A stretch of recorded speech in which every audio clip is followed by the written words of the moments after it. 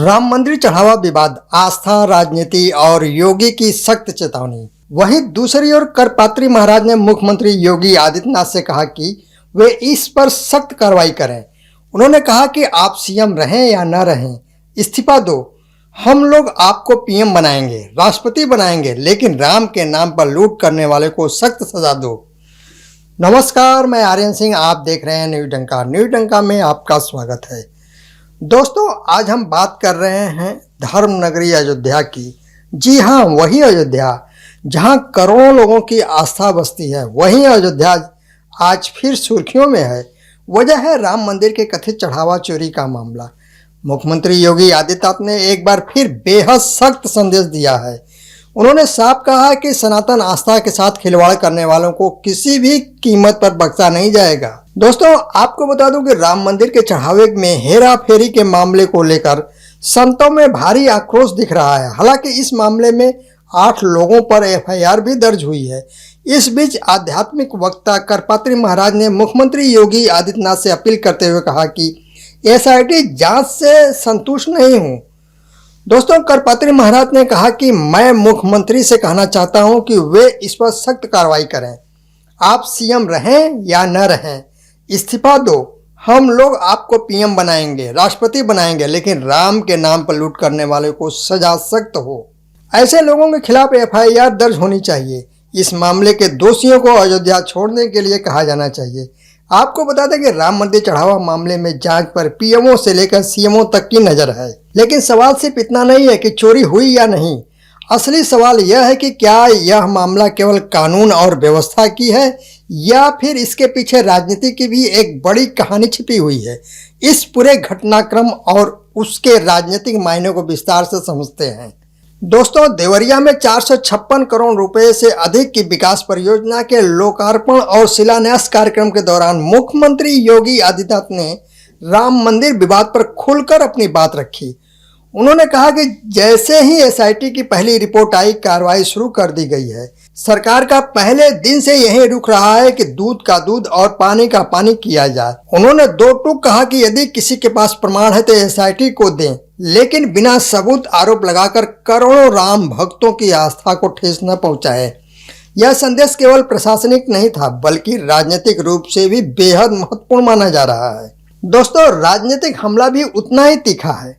योगी आदित्यनाथ यही नहीं रुके। उन्होंने सीधे समाजवादी पार्टी और कांग्रेस पर हमला बोलते हुए कहा कि यही वे लोग हैं जो कभी भगवान राम के अस्तित्व पर सवाल उठाते थे, अदालतों में राम मंदिर निर्माण का विरोध करते थे, और आज वही लोग आस्था की बात कर रहे हैं। उन्होंने पुराने राजनीतिक विवादों का जिक्र करते हुए कहा कि जय श्री राम बोलने वालों पर लाठी और गोली चलवाने वाले आज राम भक्तों की चिंता जता रहे हैं। यह बयान केवल वर्तमान विवाद तक सीमित नहीं था, बल्कि पिछले 3 दशकों की राम मंदिर राजनीति को फिर से जनता के सामने लाने का प्रयास भी था। मुख्यमंत्री ने अपने भाषण में दिल्ली का भी जिक्र किया। उन्होंने कहा कि दिल्ली की जनता ने वर्षों तक आम आदमी पार्टी को मौका दिया, लेकिन भ्रष्टाचार के अलावा कुछ नहीं मिला। योगी ने दावा किया कि यदि दिल्ली में भी भाजपा की तरह विकास मॉडल अपनाया गया होता तो राजधानी भी अयोध्या की तरह चमकती दिखाई देती।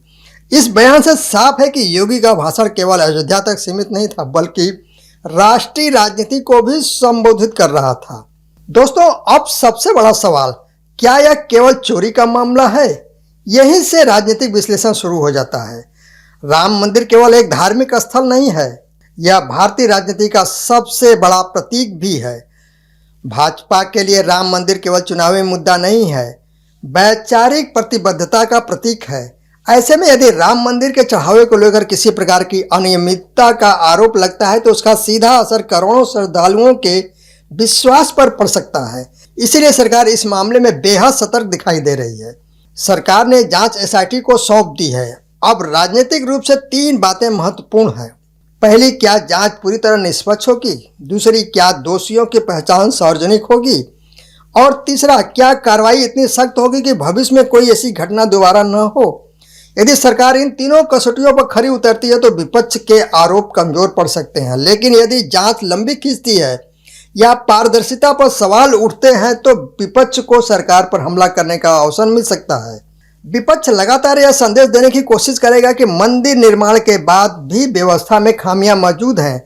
वह पारदर्शिता और जवाबदेही का मुद्दा उठाएगा। दूसरी ओर भाजपा इस पूरे विवाद को यह कहकर पेश कर रही है कि कुछ लोग जानबूझकर राम मंदिर और सनातन आस्था को बदनाम करने का प्रयास कर रहे हैं। यानी दोनों पक्ष अपने अपने राजनीतिक नैरेटिव को मजबूत करने में जुटे हैं। दोस्तों, यदि राजनीति से अलग होकर देखा जाए तो अधिकांश श्रद्धालुओं की केवल एक ही मांग है, सच्चाई सामने आए। यदि चोरी हुई है तो दोषियों को सजा मिले, यदि आरोप झूठे हैं तो झूठ बोलने वालों पर भी कार्रवाई हो। राम भक्त किसी राजनीतिक बहस से ज्यादा मंदिर की गरिमा और पारदर्शिता चाहते हैं। भाजपा अच्छी तरह जानती है कि राम मंदिर उसकी सबसे बड़ी वैचारिक उपलब्धियों में से एक है, इसीलिए किसी भी प्रकार का विवाद उसके लिए संवेदनशील है। योगी आदित्यनाथ का आक्रामक रूप यह संदेश देता है कि सरकार किसी भी स्तर पर लापरवाही या भ्रष्टाचार को स्वीकार नहीं करेगी। साथ ही विपक्ष पर हमला करके भाजपा अपने पारंपरिक समर्थकों को भी यह संदेश देना चाहती है कि राम मंदिर का सम्मान सर्वोच्च प्राथमिकता है। क्या यह मुद्दा चुनावी राजनीति को प्रभावित करेगा या पूरी तरह एसआईटी की जांच और उसके निष्कर्षों पर निर्भर करेगा? यदि दोषियों पर तेज और निष्पक्ष कार्रवाई होती है तो सरकार इसे अपनी पारदर्शिता का उदाहरण बताएगी, लेकिन यदि जांच विवादों में घिरती है तो विपक्ष इसे बड़ा चुनावी मुद्दा बनाने की कोशिश करेगा। यानी आने वाले दिनों में यह मामला केवल कानून का नहीं बल्कि राजनीतिक विश्वास का भी विषय बन सकता है। लोकतंत्र में आरोपों से ज्यादा महत्वपूर्ण होते हैं प्रमाण, और आस्था से बड़ा कोई राजनीतिक हथियार नहीं हो सकता। इसलिए उम्मीद यह है कि एसआईटी निष्पक्ष जांच करेगी। दोषी चाहे कोई भी हो, कानून अपना काम करेगा और करोड़ों राम भक्तों का विश्वास पहले से अधिक मजबूत होकर सामने आएगा। क्या यह मामला केवल प्रशासनिक लापरवाही का है या फिर इसके पीछे राजनीति भी उतनी ही बड़ी भूमिका निभा रही है? दोस्तों, अपनी राय कमेंट में जरूर लिखिए। अगर आपको यह विश्लेषण पसंद आया हो तो इसे शेयर करें। फिर मिलेंगे एक नए सामाजिक और राजनीतिक विमर्श के साथ। धन्यवाद।